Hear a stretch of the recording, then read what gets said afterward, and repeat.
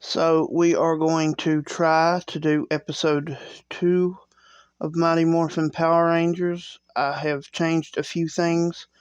Hopefully the lighting will be a little bit more steady. This episode, I know it was flashing.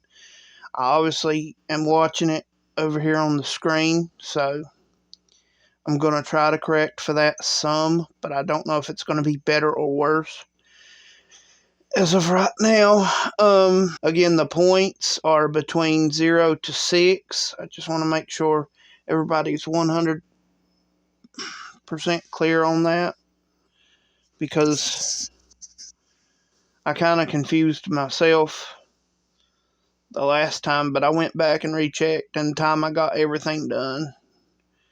And for those of you wondering, I did add on 1 point because it was the first episode. This episode probably won't get that, so that was everything divided, and then I added on the 1 point. That's why last episode was a black episode. I'm where I was told my head was scabby, which, spoiler alert, I could have told you that. And then, so I should try wearing one of my hats. So I don't know if you can see it, but I am wearing my Hero Academia Deku hat. Izuku Midoriya, but his hero name's Deku, so thought we'd try that under the headphones. And then I am wearing my Mighty Morphin Power Rangers t-shirt. So you got Billy and Zach and Kimberly and Trini and Jason. And I wonder who this mysterious character is. Anyways, so got that. Oh, and somebody kept tapping on the floor during last episode, and I had to try to edit it out into sound. So this time she's going to be up here with me while we do the review. And I don't know how that's going to work with the notepad, but we're going to have to figure it out. Say hello, Ava. Hello. So we are going to do a review of Mighty Morphin Power Rangers episode 2, High Five. Oh, real quick, somebody told me that I should say don't forget to like and subscribe, which, I mean, I'm grateful if you do, but I don't want anybody to feel obligated yet, because honestly, it is what it is, and I don't even know if I'll be reliably able to put out an episode or two a week. It's my hope to put out 2 episodes a week, but with my health, we'll see how that goes. So the review is Mighty Morphin Power Rangers, Season 1, Episode 2, High Five. Okay. So they are climbing the rope at school. Who else hated that? I always hated that.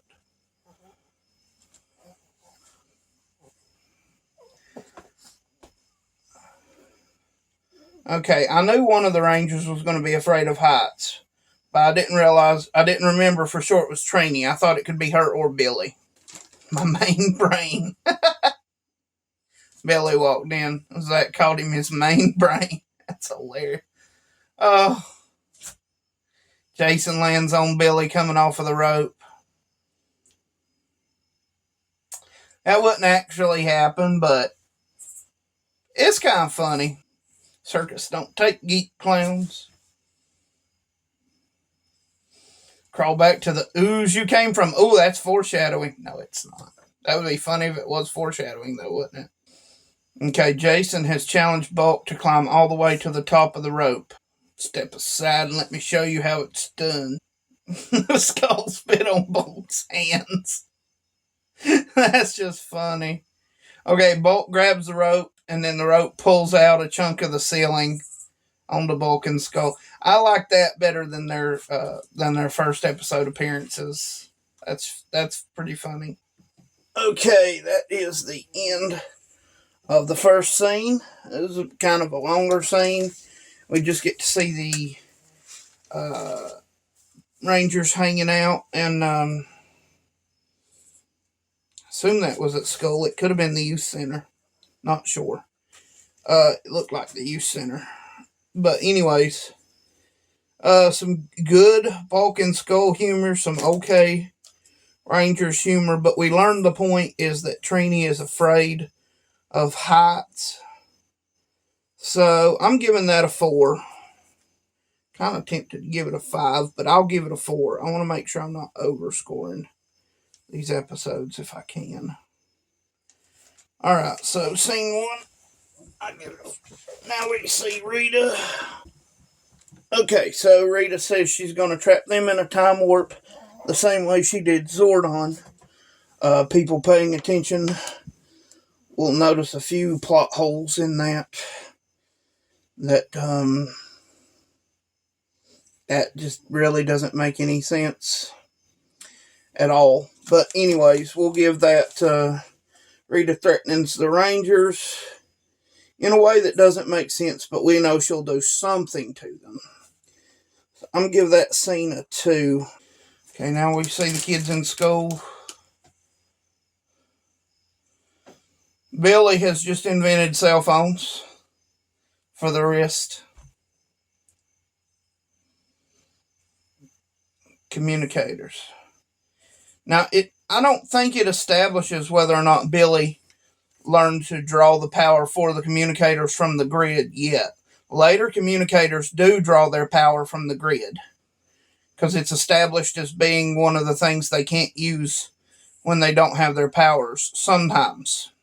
Okay, that was the Billy built communicator scene.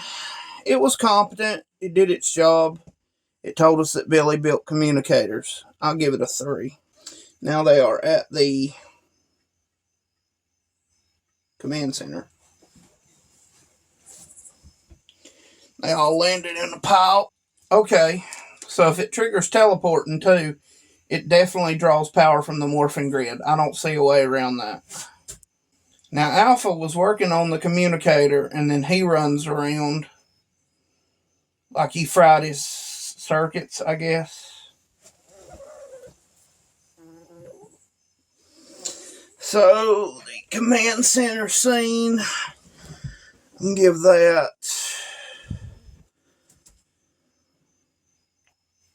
I'm going to give that a 3 also.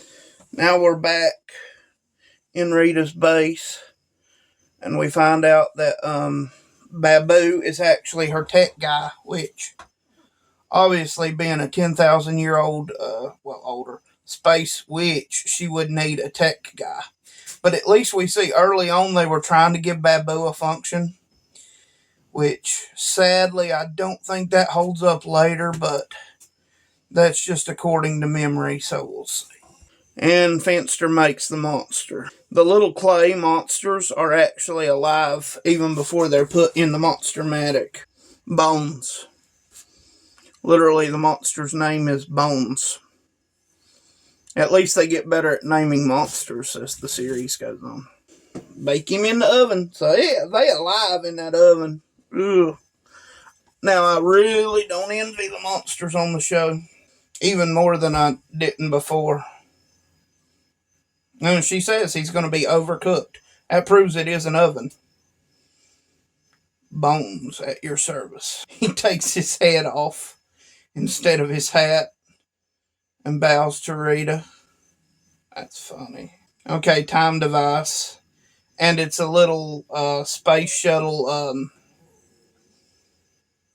what do you call those things? Drones? It's a little space shuttle shaped drone.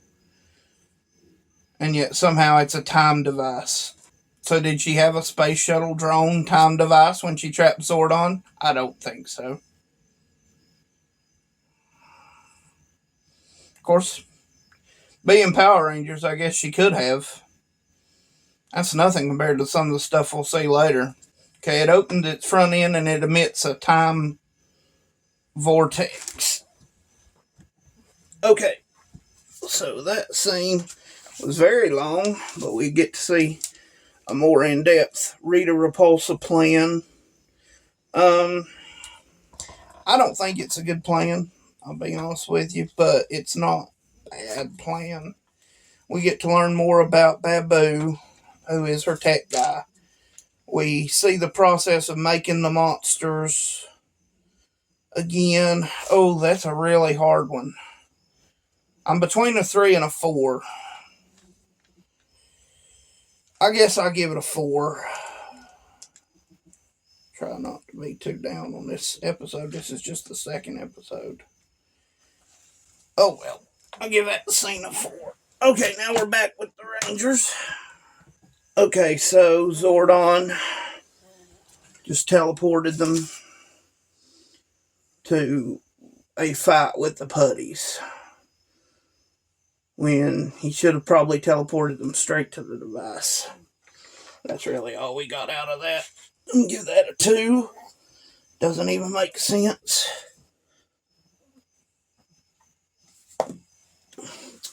But sure. Okay, so the putties have found the Rangers spying on them. Now, Jason remembered one of the 3 rules. Not to escalate a fight. So he's saying, let's not morph until we have to. So credit to Jason for that. Showing some of his leadership over the others. Okay, they're going to spread the putties out, which spreads them out too, so I don't think that's a great plan. Especially right now, before they can fight very well, for the most part. Well, obviously, Jason, Zach, and Trini can fight to varying levels, but Billy and Kimberly are pretty helpless. So Trini's hiding under this rock, kinda. The putties can't find her. I mean, I guess that either shows how smart Trini is or how dumb the putties are. Or both. Now she's hollering to Billy after the 2 putties just ran off. Looks to me like they would hear her immediately and turn around and come back. But he could actually start back down, and then for whatever reason he's not. Well, because the show has to happen. I know why he's not. At this point, I'd be willing to try the teleport function on the Morpher, just to get me down from the cliff. Okay, so he goes for his Morpher, and then drops it. Oh, credit, a little bit there.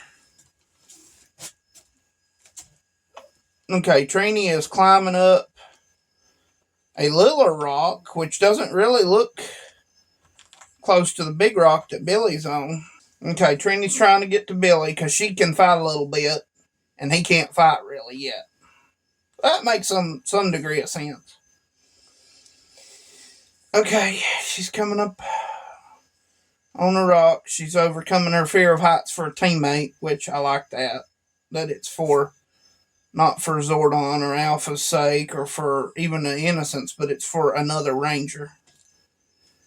Hey, dirtbag, leave him alone.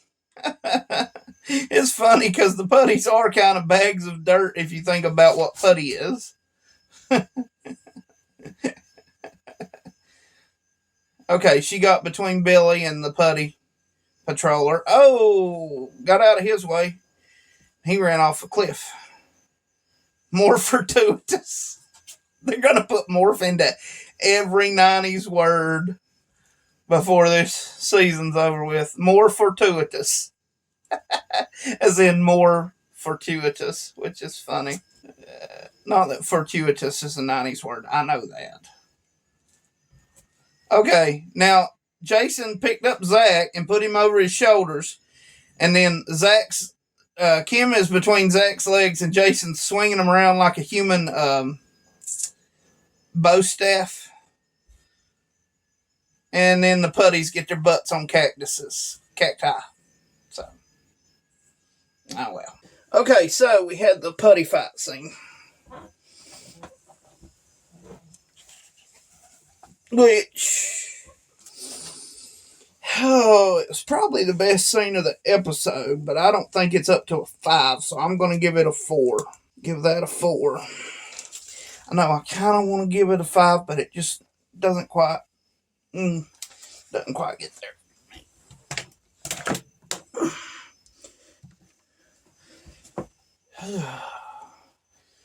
Okay, now Zordon tells them things that Bones can do. I think it's supposed to be that Zordon has fought most of Rita's monsters before, or his old team of Rangers did, or something like that. But at the same time, Finster said Bones was a new monster he was building. So I'm not really 100% sure on how that works but somehow Zordon knows things that Bones can do. He can energy blast out of his eyes and teleport by flying his head around and stuff like that. So, yeah, one of those things. And then Zordon's going to teleport and fight Bones. I'm going to give that scene 3. It's morphin time. Zordon said it that time. Here they go doing their poses. Superheroes must pose.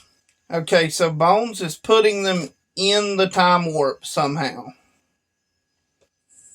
And the time warp looks really weird. And remember how Rita said it was the same thing she did to Zordon? But what they're inside of looks nothing like Zordon's tube. Okay, Bones has his own little henchman. And Squat's in there too. Oh, I forgot. Squat's specialty is chemistry. He's a chemist. But it seems like they take that away from him and give it to Finster later. Okay, they're getting matches for a bomb. I'm digging this darker, slower music. That's pretty good. Oh, they blasted Bones with their blasters. But of course, Bones can reassemble. Billy said, destroy his head. Billy grabbed his head.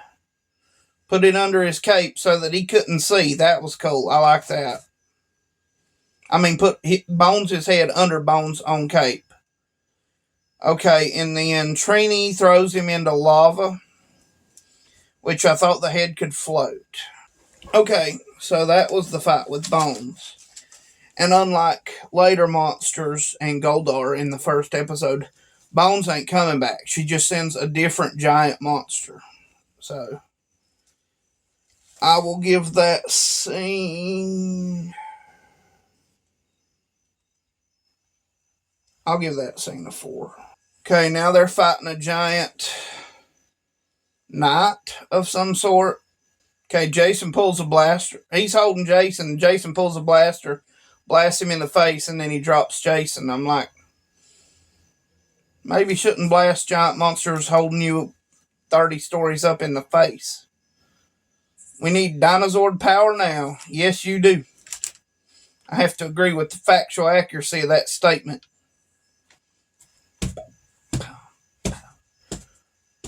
Here we go. T-Rex. Let's kick some giant. Jason goes on top of the T-Rex and then in it. Now he's going to one-on-one it in the T-Rex sword. T-Rex got it with the tail. Oh man. Tyrannosaurus is grappling with the knight. Jumped in there and kicked it. That's pretty acrobatic for a Tyrannosaurus. Time to chill this dude out. Now here, T-Rex shoots like some kind of earth exploding wind thing at the knight and blows it up. Okay, so just the T-Rex sword. Just the T-Rex sword by itself. First time we see an individual ranger piloting an individual Zord beat a big monster. Not the last time, but it doesn't happen a whole lot. So that's very interesting. It's the Zord scene. I'll give it a 5. Just for being the Zord scene, really. And I like that the individual Zords have their uses. They're not totally helpless without being combined. That's pretty good. And the fact that Jason was the first one to do it, again, proving his leadership over the group. Honestly, for a Trini-centric episode, this episode is surprisingly telling us some things about Jason. Or at least reaffirming them from episode 1. Okay, Rita has a headache. Might bring me an aspirin. Okay, Ernie says 5 superheroes save the park from a zombie guy, and they call themselves the Power Rangers. And then he shakes his head dismissively, like, this city's going nuts, which is funny. Now we can teleport and communicate to the command center. This is so 90s. Yes. Yes, it is. Now they're all proud of Trini for climbing the rocks. Zach sneaking up on her with a skull mask. And then she climbs all the way up the rope, no problem. Alright, so they tease each other. I was kind of surprised we didn't get a Bulk and Skull scene in the ending scene. Usually we do. Okay, that was the last scene. I'm giving it 4. It wasn't bad by any means. For something to get a 2 or 1 or a 0, obviously, it would actively have to bother me. So I'm going to add all these up. Real quick, that's how a lot of the characterization goes in Power Rangers. A Ranger will have an emotional problem for exactly 1 episode that's never been brought up before and will never be referenced after. And then the monster will have a loose connection to it. Although the monster in this episode, the Bones, he didn't even have any connection to Trini's fear of heights whatsoever. So they get a little better about that later on, but not much. They only start tying the monster into the emotional difficulty. No, 38 would be right. So, and then divide 5. This is not a 5 episode. I don't know. I didn't enjoy it nearly as much as I do the first one, and I don't think that's just my nostalgia goggles talking. So, we're going to take the unprecedented step and reduce it by 2 and give it a 3, which I think is a much more fair score for this episode. First time I've ever cut points off a Power Rangers episode. Won't be the last. I know one that's coming if we ever get there. Tell you now. We'll take off 2 points and give it a 3. That makes it a blue episode. It's sufficient for what it wants to do. So yeah. It's a 3. It's a blue. I can't make it lower according to my own rules. I actually kind of want to, but I can't. So, yeah, Mighty Morphin Power Rangers Season 1, Episode 2, High 5. I give it a score of blue, a score of 3, which is a blue.